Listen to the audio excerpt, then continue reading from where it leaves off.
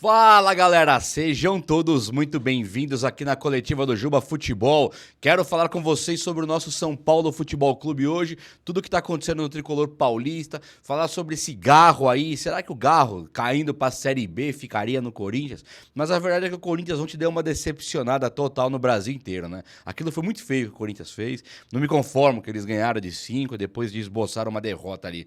Tem Renato Augusto também, lembra do Renato Augusto? O meia ex-Corinthians e agora estava no Fluminense, está de saída do Fluminense, vai para uma lista de dispensa. E aí eu quero trocar uma ideia com você sobre isso. Quero falar também sobre o Igor Felisberto, sobre Rafinha e Rato. Voltam ou não voltam? Deixa eu trocar uma ideia com vocês. Vem comigo aí. Chega junto nesse like, posso contar com o likeinho? E se inscreva também aqui no canal, você é muito bem-vindo, muito bem-vinda e eu faço questão de ter você por aqui. Chega comigo então. Gente, olha só, o São Paulo, ele tá bem classificado na tabela do Brasileiro, né? Eu tava até olhando a tabela aqui, o São Paulo ele tem hoje 50 pontos, o Botafogo tem 60. Nós estamos em quinta colocação, o Botafogo em primeira colocação e nós temos 10 pontos em relação ao Botafogo, 7 em relação ao Palmeiras que também joga hoje. Então, se pensar 7 pontos do líder, pô, dá até pra buscar o título. Vai buscar? Não sei. Mas é muito difícil, né, cara? É muito difícil. Agora, pensar em G4, nós estamos a 1 ponto do Flamengo, que é do G4, e hoje joga uma bolinha pior que a do São Paulo e também está vivo ainda na Libertadores, não perdeu pro Peñarol ainda. Então tem, ou perdeu já. O Flamengo ele tem assim, ele não tá jogando bem. Na verdade, o Felipe Luiz deu um gásinho ali pro Flamengo, mas o Flamengo não tá jogando nada. Então acho que o São Paulo pode pensar assim, almejar e pegar o Flamengo, quem sabe até o Fortaleza, que nós temos 6 pontos a menos. Eu acho que dá, acho que ficou favorável pro São Paulo, mas depende muito do técnico Luiz Ubeldia, dele manter o time que entrou contra no último jogo agora aí contra o Vasco, certo? O São Paulo já tinha esboçado esse time contra o Cruzeiro, que era um time até meio, era reserva, e aí só que tinha Igor Vinícius, tinha o lateral mais rápido, acho que era o Michel Araújo, se não me engano, tinha também o William Gomes e o Eric e o André Silva, foram assim o diferencial do time, né? Você colocar o Eric e o William Gomes na ponta, agora Eric, Ferreirinha, tem também o Ferreirinha que voltou, o São Paulo, ele mostra um time que é muito diferente daquele principal com o Luciano, Rafinha e Rato. Um deles bastante lento e o outro é o oposto, é um bastante rápido. Eu não tô nem dizendo que o rápido é sempre melhor que o lento, mas nós temos aqui uma configuração exatamente oposta. Então, se você que gosta de time rápido, vai preferir o time reserva do São Paulo. Você que gosta de time lento, que toca a bola, cadência, coisa que não deu certo no São Paulo esse ano aqui, aí você vai preferir o time principal, o time titular. O que o Zubeldia fez então? Ele mesclou. Ele colocou, no lugar de de Rafinha e Rato, ele coloca Igor Vinícius e também o Eric. E aí eu acho que tá o ponto focal do sucesso. Porque você pensa assim, poxa, mas será que o Eric é tudo isso melhor que o Rato? O Igor Vinícius, ele não tem defeitos pra substituir o Rafinha? Não é nada disso. A verdade é que você desafoga demais um cara igual o Lucas Moura quando você coloca um ponta que corre do outro lado. Então, o que aconteceu com o São Paulo? O Eric, ele foi brilhante, eu gostei muito, mas o melhor em campo foi o Lucas. Então o Lucas, assim, pode ter sido o Sabino, cada um escolhe um aí, mas o Lucas foi um dos melhores, para mim o melhor. Se você tem o Eric na outra ponta chamando a atenção da marcação, você tem o Marcos Antônio que dá uma dinâmica, uma velocidade no meio campo, e ainda tem o Igor Vinícius, que é um cara que fez a dobradinha com o Eric, ele levou a marcação do Vasco tudo lá para nossa ponta direita, na esquerda do Vasco. O que aconteceu com o Lucas, então? Ele teve tranquilidade para jogar, ele teve muito mais liberdade em campo, ele teve muito mais chance, menos marcado, menos chinelada que ele tomou. E isso foi um diferencial muito grande. E aí, qual que é a discussão? Por que eu tô falando sobre esses acontecimentos? A discussão tremenda que tem aqui em cima do São Paulo é se o Rato e o Rafinha voltam no próximo jogo ou não. O Zubeldia, ele foi perguntado na coletiva se ele iria, qual que era das mudanças e tal. Ele falou, ó, não é nada demais, tipo, ele passou o pano pro Rafinha e pro Hélio, Wellington Rato, falou, nada demais, é que tipo, eu vi que tinha que fazer algumas mudanças, e foram pontuais, nada demais e tal. E aí, quando você fala pontual, a recorrente é tipo assim, você lembra quando no São Paulo saía, todo jogo saía o Caio Paulista pra entrar o Wellington, por exemplo, saía o Reinaldo pra entrar, sei lá, quando você troca sempre, vira uma coisa recorrente. Quando você troca só de vez em quando, ou nem quer trocar e trocou um dia, aí vira pontual. É uma coisa com uma certa... é isolado, sabe? Aconteceu. E o Zubeldia fala, a troca que eu fiz foi pontual.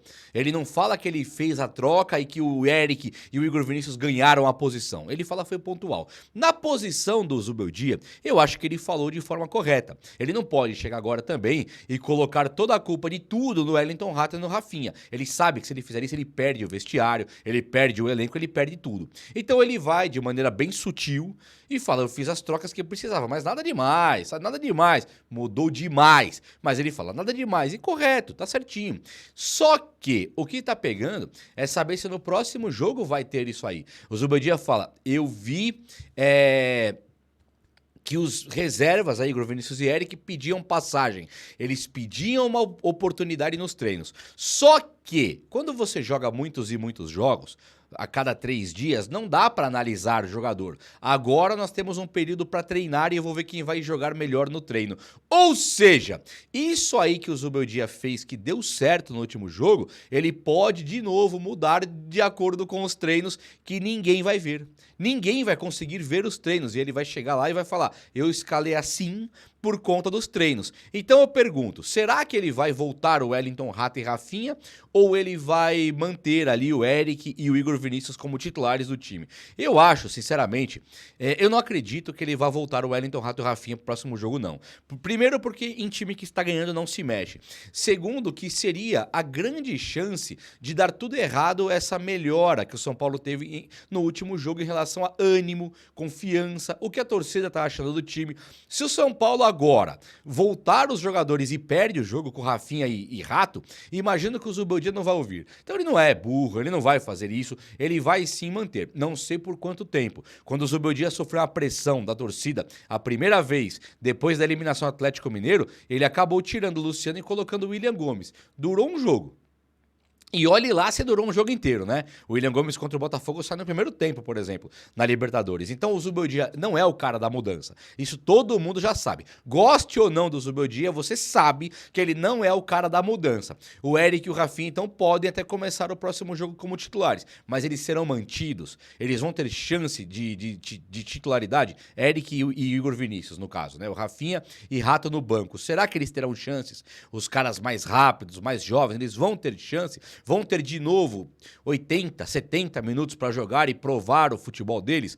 Eu tenho lá minhas dúvidas, mas só para deixar claro, acho absurdo se o Zubeldia tirar os caras que fizeram o São Paulo, o São Paulino voltar a ter esperança, voltar a comemorar uma vitória, voltar a ver futebol, porque nós não estávamos vendo futebol. Aquele toquinho de lado, aquilo parecia um bobinho de treino. Agora, no último jogo, é agudo, é intenso, é driblador, são caras rápidos, ficou muito melhor. Vamos torcer pro Zubeldia manter esse jeitinho aí, né? Ó, o Igor Felisberto, que é um lateral direito da equipe de base do São Paulo, o São Paulo tá apostando todas as fichas no Igor Felisberto, tá? Ele é um cara muito promissor, mas muito mesmo. Tem multa de centenas de milhões, multa rescisória de quase 300 milhões aí. É um cara muito promissor de futebol. E aí ele tava mostrando um jogo dele lá na equipe de base e o vô dele tava lá, o pai dele, e o vô tava na arquibancada e ele vem as lágrimas, sabe? Vendo o netinho dele ali no campo. E foi uma cena bastante chocante, cara. Foi uma cena muito linda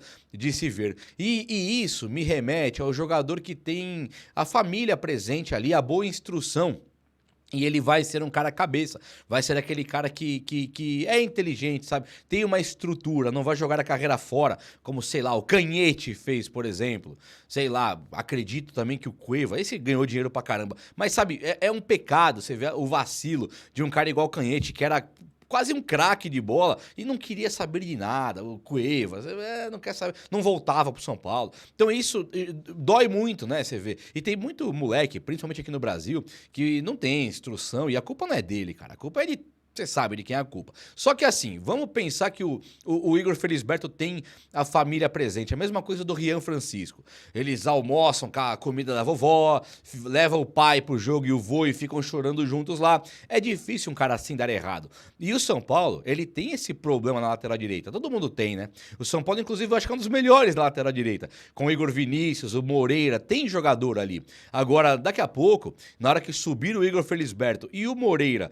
adquirir uma forma física que o credencie a ser jogador de bola, isso aconteceu já com Renato Augusto, ele era bichado, conseguiu jogar bola. E tem mais alguns exemplos de caras que eram bichados. Você fala, esse cara nunca vai jogar bola, ele consegue se arrumar e jogar de boa e consegue ter uma sequência de anos jogando. Eu acho que o Moreira seria o lateral da seleção. E o Igor Felisberto vem pedindo passagem também, acho muito top, viu? Muito top mesmo. E meus amigos, é o seguinte, o São Paulo ele segue com esse... Eu separei os assuntos aqui e o Garro e Renato Augusto é o que tinha me proposto a falar, né? O Garro, ele ontem, ele mostrou pro mundo inteiro de novo o quanto é importante você ter um meia que joga bola, né? O São Paulo, ele abre mão de ter um meia toda a janela. Toda a janela ele fala em volante, ele fala em lateral, ele fala em zagueiro, ele nunca fala em meia. Até quando tinha o Rogério Ceni, que era um cara que cobrava bastante contratação, diferente do Carpini, do Dorival, do Zubeldia, o Rogério cobrava. Diniz também não cobrava contratação, nem o Crespo. Os caras, eles tinham ali seus preferidos, tinha uma listinha de reforços, mas eles não cobravam nas coletivas. O técnico que cobrava reforço na coletiva era o Rogério Ceni. E eu acho que era até correto cobrar. Depende da situação, você pode cobrar o reforço. Agora, ele cobrava ponta. Não tinha cobrança por um meia criativo, lembram disso? O São Paulo, ele carece de meia tem anos e anos e anos.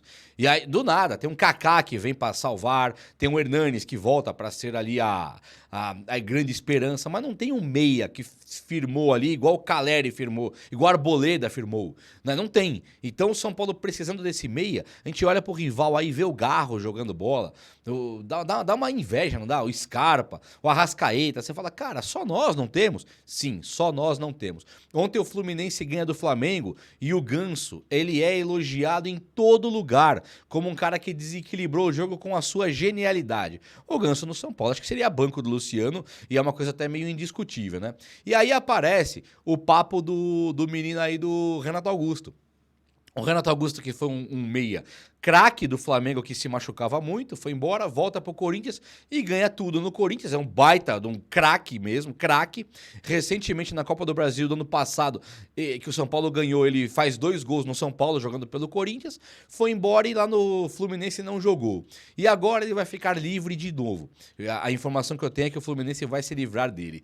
E o São Paulo, ele pode pensar num cara igual o Renato Augusto. Claro que pode, é muito provável, inclusive. Mas o São Paulo não deve. O São Paulo com essa questão eu não vou gastar dinheiro, eu tenho que cobrir o caixa, eu tenho um teto de gasto que é de 350 milhões, que é 50% do faturamento, por causa do FDIC, etc. Aí você vai chegar, vai ver muito pedirem jogadores como o Renato Augusto, como o Douglas Costa, e isso eu sou totalmente contra, cara. O cara pra vir pro São Paulo mais velho, primeiro que ele não deve ser o meia, não deve ser o lateral. Pode ser um zagueiro mais velho? Acho que zagueiro pode, acho que volante pode. Caras que precisam ocupar menos espaço no campo. Um centroavantão cabeceador veterano. Acho que pode.